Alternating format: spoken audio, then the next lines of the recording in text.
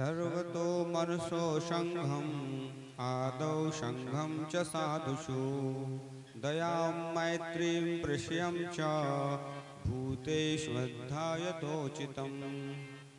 सर्वतो मनसो प्रसंगम मदो संगम च साधुषु दयं मैत्री प्रसंयम च भूतेवध्यायथोचितम्। सर्वतो मनसो असंगमादौ संगम च साधुषु दया मैत्री प्राप्यं च भूते विद्यायतोचितम्।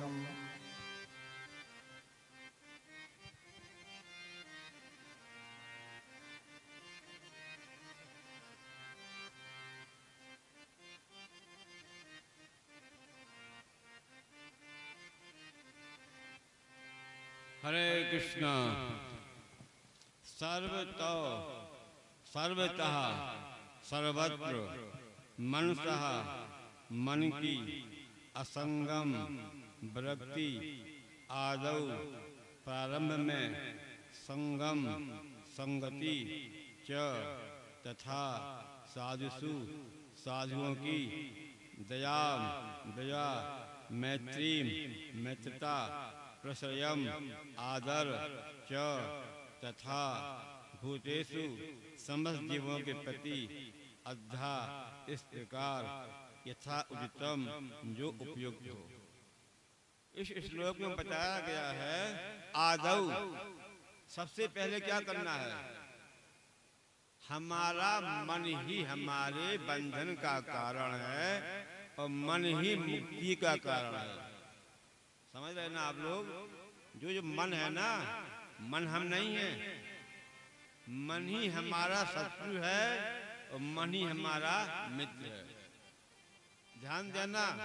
क्योंकि अब हम आपको भागवत के माध्यम से बताना चाह रहे हैं सबसे बड़ा संकट कहाँ है, हमारी गाड़ी कहाँ अटकी है, हम भगवान से कब क्यों नहीं मिल पा रहे हैं, भगवान के भक्तों से क्यों प्रेम नहीं हो रहा है। क्योंकि मन की आसक्ति संसार में है। मन संसार में है, भौतिक वस्तुओं में है। भौतिक वस्तुएं नष्ट होने वाली हैं, रहेंगी नहीं। उनमें हमारा मन है, उनमें हमारी आसक्ति है। उनमें आसक्ति होने के कारण भगवान में आसक्ति हो नहीं रही है, भगवान में प्रेम नहीं हो रहा है। मन यदि हमारा संसार में आसक्त है तो मन हमारा शत्रु है। वही मन जब हम भगवान में देते हैं तो मन हमारा मित्र बन जाता है। यानी हम ही अपने आप में मित्र हैं, हम ही अपने आप में शत्रु हैं। तो मन हमारा शत्रु कब है? जब मन संसार में है। मित्र कब है? जब हमारा मन भगवान में है। वही मित्र है, वही शत्रु है। इसलिए अपने मन को बस में हमें करना है। पर मन इतना हरामी है, किसी की मानते नहीं है। हाथी के समान जो मन मीरो बड़ो हरामी, जो मद मातो हाथी। हाथी मत वाला है, किसी की नहीं मानता है, केवल अंकुश की बात मानता है। इसलिए ज्ञान रूपी अंकुश से इसको बस में करें, इसको वहां से निकालें और भगवान में लगा लें। कहाँ लगावे? संगम क्या साधुषु, साधु वैष्णव की संगति करें।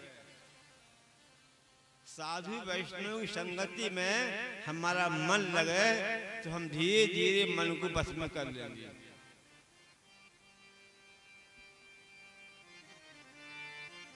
इस तरह से शिष्य को गुरु और साधु भक्तों की संगति का अनुशीलन करना चाहिए। और दया मैत्री प्रसयम च भूतेषु अध्यायतोचितम्।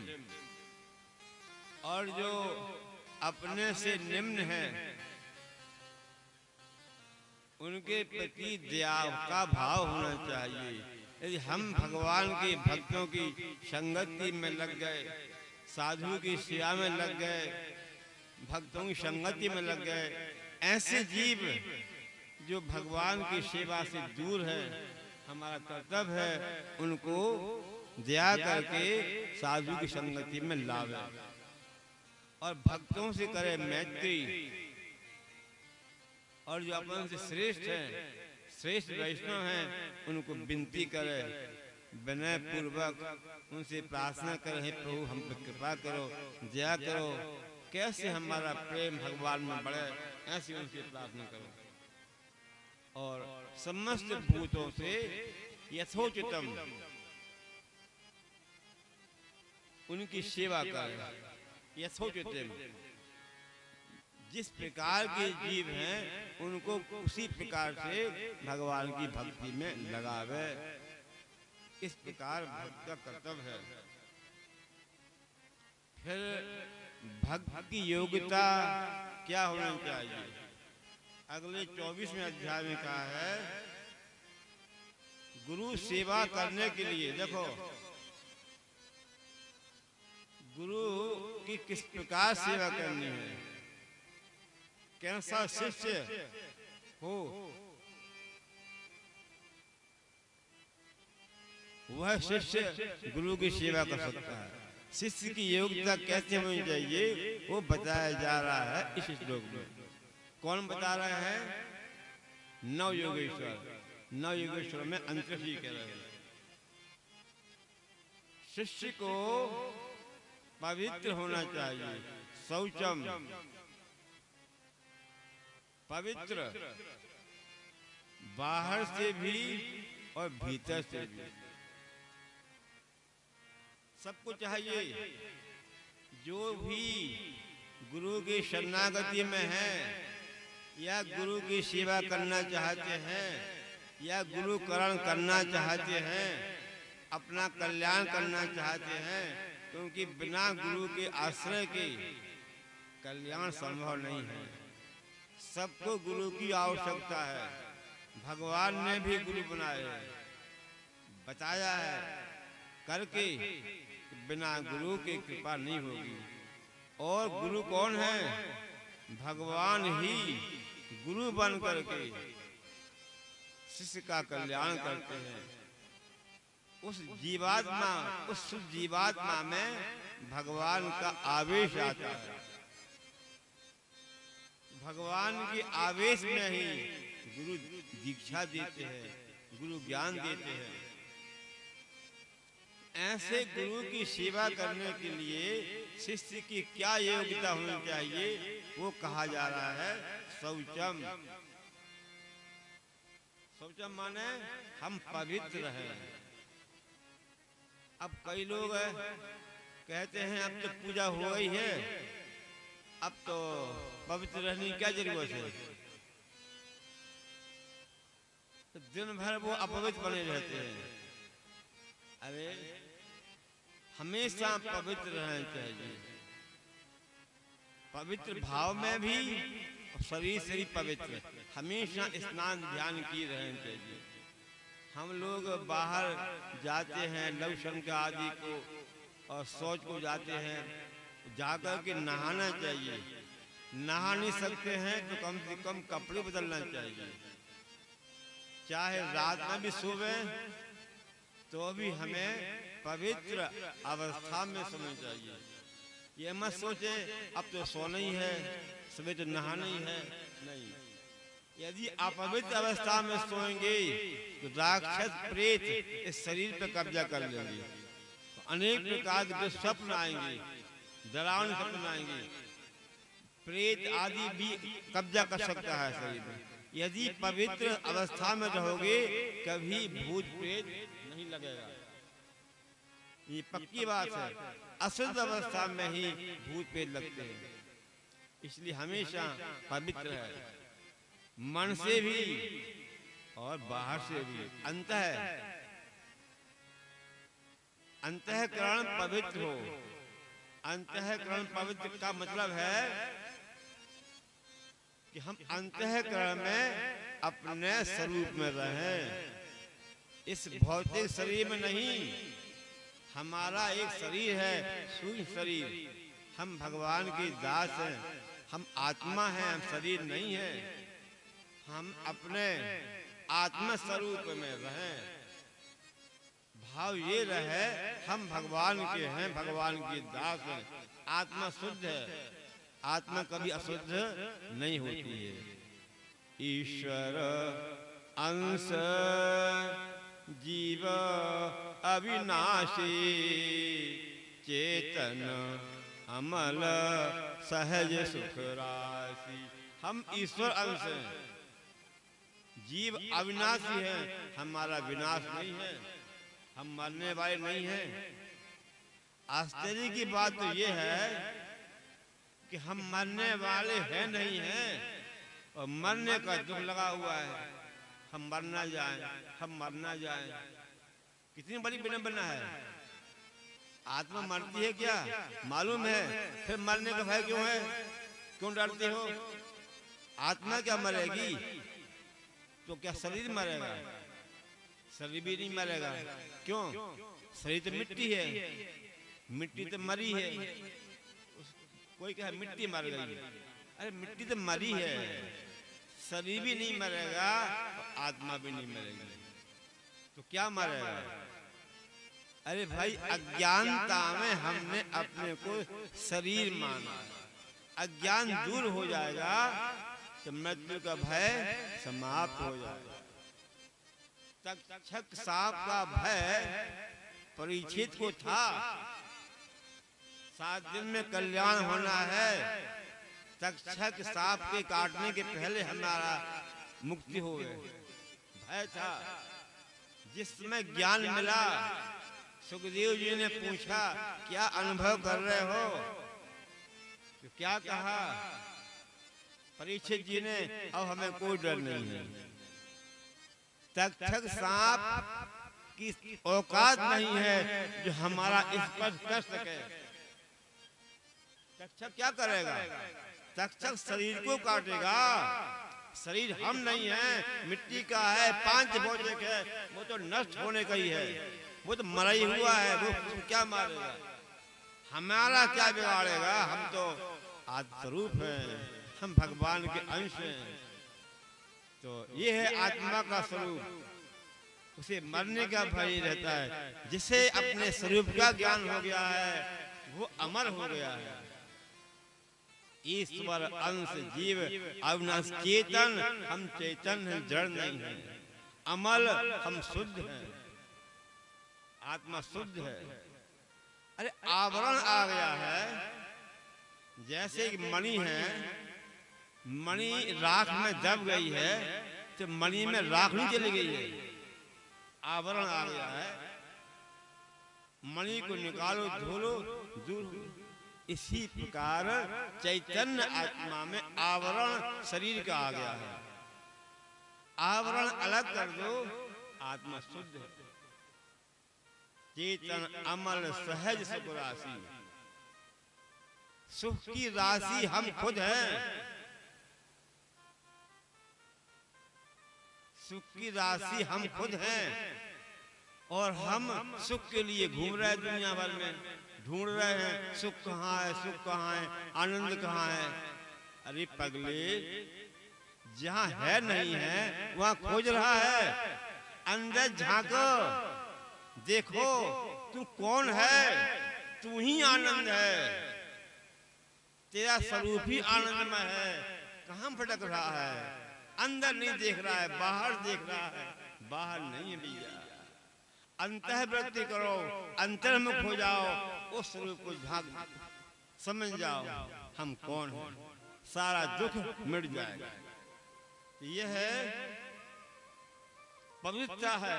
हम अपने स्वरूप में रहेंगे तो वो गुरु की सेवा कर पाएगा। शौचम तपः। यदि हमें गुरु की सेवा करना है, कुछ कष्ट उठाना पड़ेगा, तब करना पड़ेगा। गुरु के पहले उठो गुरु के बाद सो। पर होता क्या आजकल, गुरु पहले उठ जाते हैं, चेलों को जगाते हैं। तपस्या है क्या जी? गुरु जगा रहा है चेलों को, जबकि चेले को गुरु को जगाना चाहिए। उल्टा हो रहा है। वो क्या तपस्या करेगा, क्या गुरु सेवा करेगा? तो शिष्य को तपस्वी होना चाहिए, कष्ट सहना चाहिए, तब करेगा। कष्ट रहेगा वो गुरु की सेवा करेगा। तितिक्षा, सहनशील होना चाहिए। सर्दी गर्मी से है, मान अपमान से है, वो गुरु की सेवा कर सकता है। मौनम, व्यर्थ की वार्तालाप ना करे, जो गुरु से ज्ञान मिला है उसको चिंतन करे, मनन करे। स्वाध्याय, गुरु ने जो सिखाया है, समझाया है, जो ज्ञान दिया है उसका स्वाध्याय करे। वेदों का स्वाध्याय करे, शास्त्रों का स्वाध्याय करे। आर्जवम, इतना करने के बाद भी सरलता, अभिमान ना आवे। हमने बहुत स्वाध्याय करते हैं, हम बड़े तपस्वी हैं, हम बड़ी गुरु की सेवा कर रहे हैं, हमें इतना ज्ञान हो गया है, अब अभिमान में आ गए। नहीं, सरलता। जो कुछ हमारे पास है सब गुरु का प्रसाद है। हमारा क्या है? हमारे में जो योग्यता है गुरु की है। एक संत थे गोविंद दास जी, और गोविंद दास जी की बड़ी तारीफ करते थे लोग। तो गोविंद दास जी खूब फूल जाते थे। तो उनके गुरु भाइयों ने देखा कि शिष्य को सरल होना चाहिए, इसकी तारीफ करते हैं जो फूल जाता है। क्या बात है? शिकायत करी गुरु जी से, गुरु महाराज कि गोविंद दास जी अपनी तारीफ सुनते हैं, बड़े फूल जाते हैं। गुरु ने बुलाया, क्यों भाई क्या बात है? तो गोविंद दास जी ने कहा, गुरु महाराज बात यह है, हम तो जैसे थे पहले वही है। अरे गोविंद दास जी में जो कुछ आया है, गोविंद दास जी में जो गुण आया है, वो गुण आपके हैं, हमारे नहीं हैं। तो आपके गुणों की प्रशंसा करता है, हमें बड़ी खुशी होती है, प्रसन्नता होती है। हमारे पास क्या गुण है? आपसे जुड़ गए हैं तब भी योग्यता आई है, तब जो गुण आए, ये भाव होना चाहिए। अपने में गुण आ गए, हम बड़े महान बन गए, ये नहीं होना चाहिए। आर्जवम, सरलता। ब्रह्मचर्य, सबसे बड़ा लक्षण है ब्रह्मचर्य। वो गुरु की सेवा कर सकता है। अहिंसा, किसी के प्रति भी हिंसा भाव नहीं होना चाहिए। जो हिंसा रखता है वो गुरु की सेवा नहीं कर सकता है। समत्वम द्वंद्व संज्ञो, मान अपमान में समभाव होना चाहिए। कोई सम्मान करता है तो बराबर है, ठीक है। अपमान करता है तो ठीक है, बराबर। लाभ हुआ तो ही बराबर, हानि हुई तो बराबर। लाभ हानि में सम, दुख सुख में सम, ऐसा व्यक्ति गुरु की सेवा कर सकता है। ऐसा व्यक्ति गुरु की सेवा करता है जो, तो गुरु उसको अपने आप को ले डालते हैं। इस प्रकार गुरु की सेवा करनी चाहिए। सर्वत्र ईश्वर अन्वीक्षाम, शिष्य सर्वत्र भगवान को देखता है, सर्वत्र ईश्वर को देखता है। सिया राम मैं सब जग जाने, करहूं प्रणाम जोर जोग पाए। सब में वास ईश्वर का है, सब में देख रहा है। भक्त सब में अपने प्रभु को देख रहा है, सब जगह है। पर सब जगह हम नहीं देख सकते हैं। सब जगह देखने का उपाय क्या है? पहले एक जगह देखने का अभ्यास करो। मान लो भगवान यहाँ हैं, कोई सवाल हल करने के लिए मानना पड़ता है। मान लो खंबे में भगवान हैं, वहां माना और पूरी रूप से माना, सब में भगवान दिखाई पड़ जाएंगे। कहीं न कहीं मानना पड़ेगा, और मान लोगे तो जो हमारा संसार का भटकाव है, सवाल है भटकने का, वो हल हो जाएगा भैया। दूसरा कोई है ही नहीं है, उस परमात्मा के अलावा कोई हमारा ये सब जगह, तो आनंद ही आनंद है। इस प्रकार भक्त का लक्षण है वो कभी अपना घर नहीं बनाता है, सब जगह भगवान का ही घर है, सब घर भगवान के हैं, इसी भाव से वो रहता है। केवल्यम अनिकेतताम, जब उसका घर नहीं है तो कोई कर्तव्य नहीं है। घर होता है तो उसकी चिंता होती है, घर में रहने वालों की व्यवस्था करेगा। जब जिसका घर नहीं है उसका एक ही काम है, हमें संसार के बंधन से मुक्त करना है, केवल भगवान को प्राप्त करना है। विवेक चीर वचनम, उसे किसी भी वस्तु की आवश्यकता नहीं है, जो मिल जाए उसी में संतोष है, नहीं मिले तो ये दिशाएं जो वस्तु है, शरीर जो वस्तु है, शरीर भी जो वस्तु है,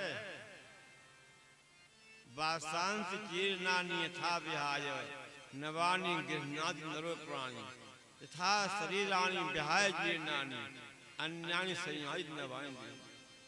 जिस प्रकार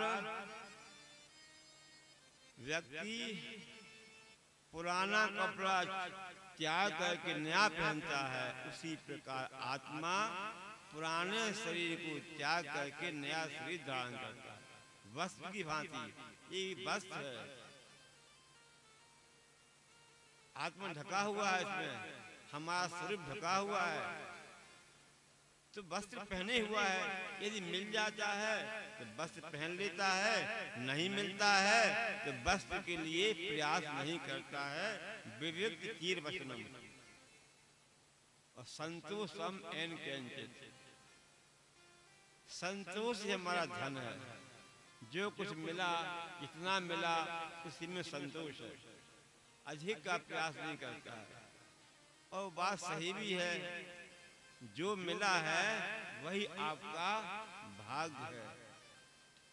अधिक लोभ करोगे, रहना उतना ही जितना भाग्य में है, उतना ही रहेगा, न कम रहेगा न ज्यादा रहेगा।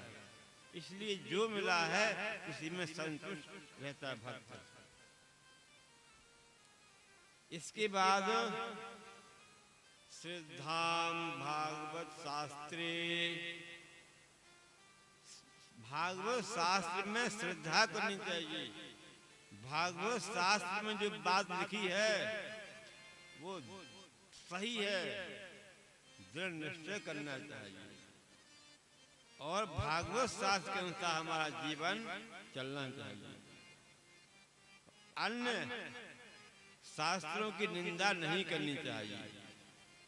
अन्नदाम अन्यत्र, अन्य किसी भी देवी देवता की, किसी भी शास्त्र प्राण की निंदा ना करे।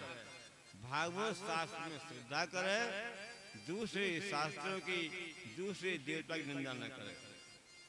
और मनो वाक कर्म दंडम, दंड धारण करे। आपने देखा ना,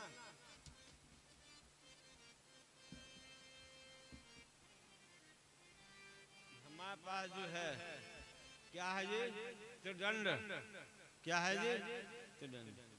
त्रिदंड, तीन दंड हैं इसमें, ये प्रतीक हैं।